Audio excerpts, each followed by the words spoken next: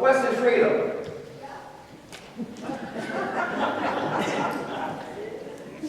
Can I be real this morning? Can I be completely honest with you today? As Bishop Easterly often says, can I tell you the truth, and I mean the whole truth? See, when I read the scriptures associated with today's worship celebration, I was not a happy camper. The scripture lessons did not in any shape or form or fashion give me any joy. They did not give me any life.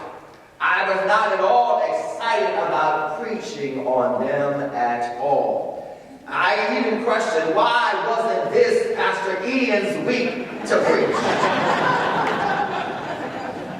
I mean, after 2 weeks of dealing with Matthew's gospel, the good news written by Matthew there in chapter 5, we had been hearing about the Beatitudes, the happy are or blessed are promises of the kingdom. And after hearing Jesus declare that you are the salt of the earth, you are the light of the world, we arrive at a place in the Sermon on the Mount where Jesus preaches and he begins to teach on some difficult matters of life.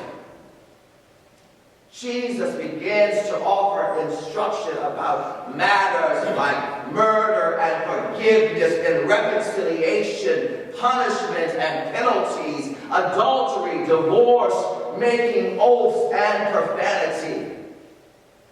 Now, certainly, these are the very subjects every pastor desires to address and preach on.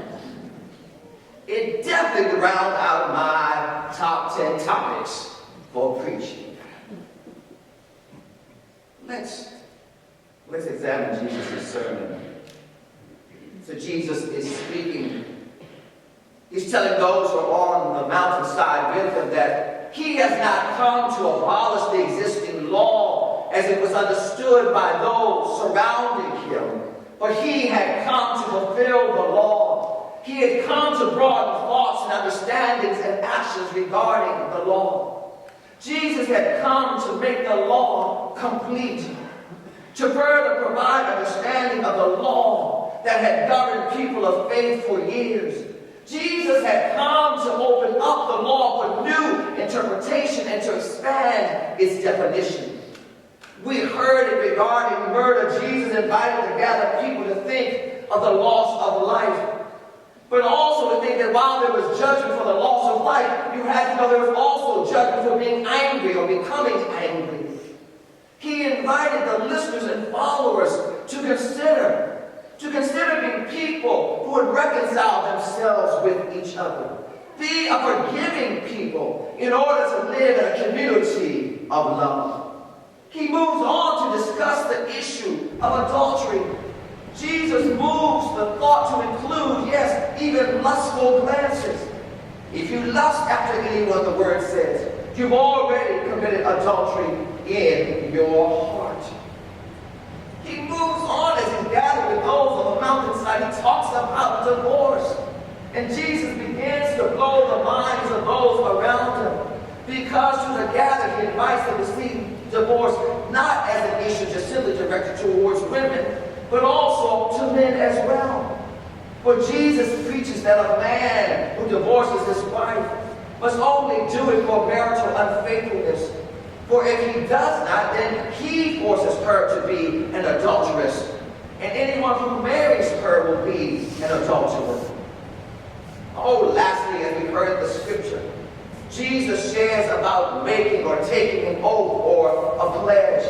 He says, stop swearing by God above or below in his name when promising to do or not to do something.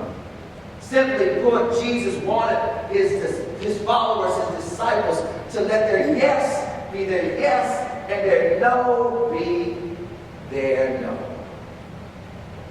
Clearly, these are the issues and realities of life that as your pastor, I would be just excited to explore, examine, and expound upon in a Sunday morning sermon. Right?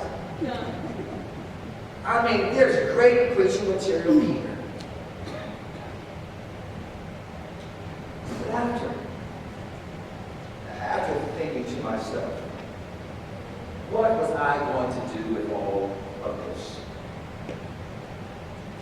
I began to realize, and I had an appreciation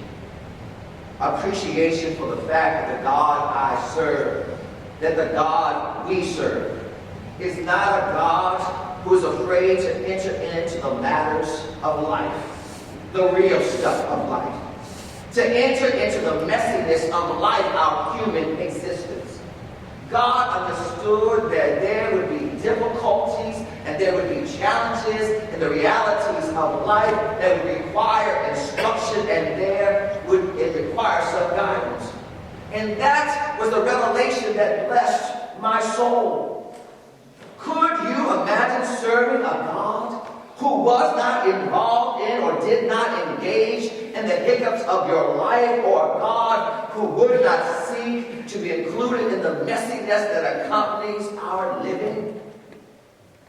But in this Sermon on the Mount, God in Jesus shows us that God is willing to engage in the difficult issues and challenges and realities of life, and is going to help us to know that we are never without God. God, our God. God does not shy away from the challenges of life. God, our God, does not ignore them. But God reminds us through Jesus, as Jesus deals with these subject matters, that the God we serve will show up. God will speak to, and God will help us to understand and move forward.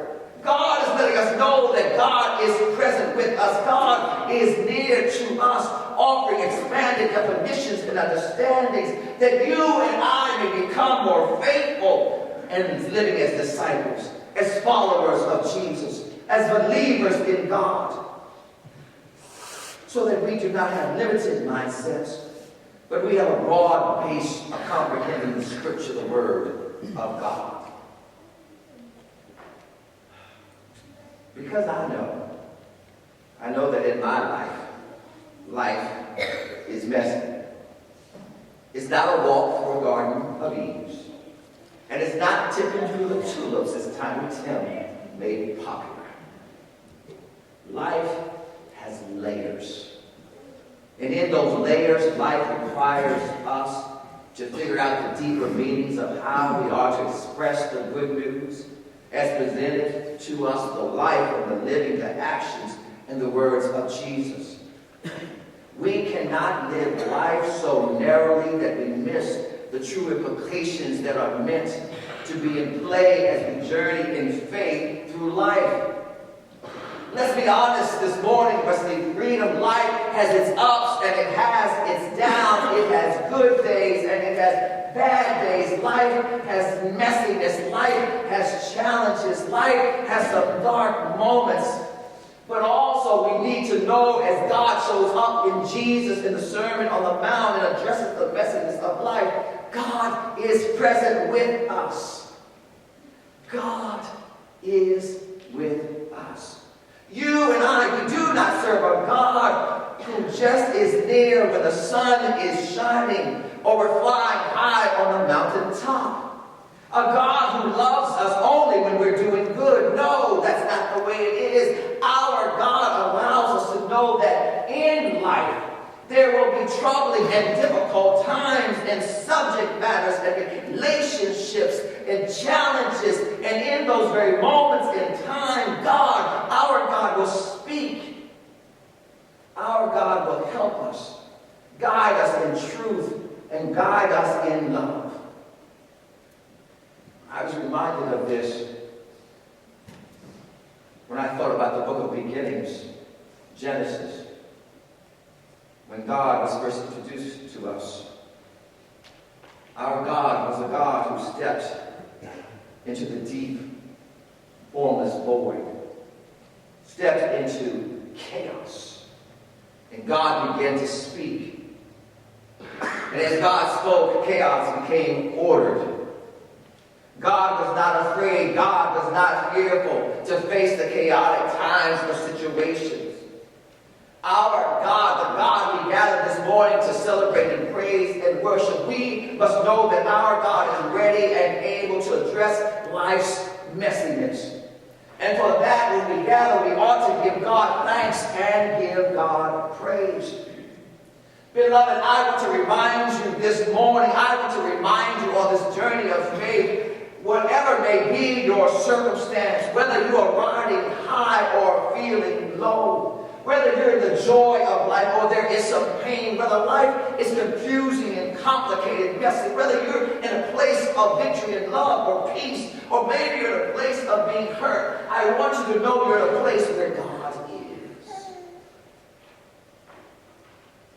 God is present with you, and God is present with me. And in the presence of God, we find a God who will be with us, a God who will stand by us, and a God who will take us to the next place with truth and in love.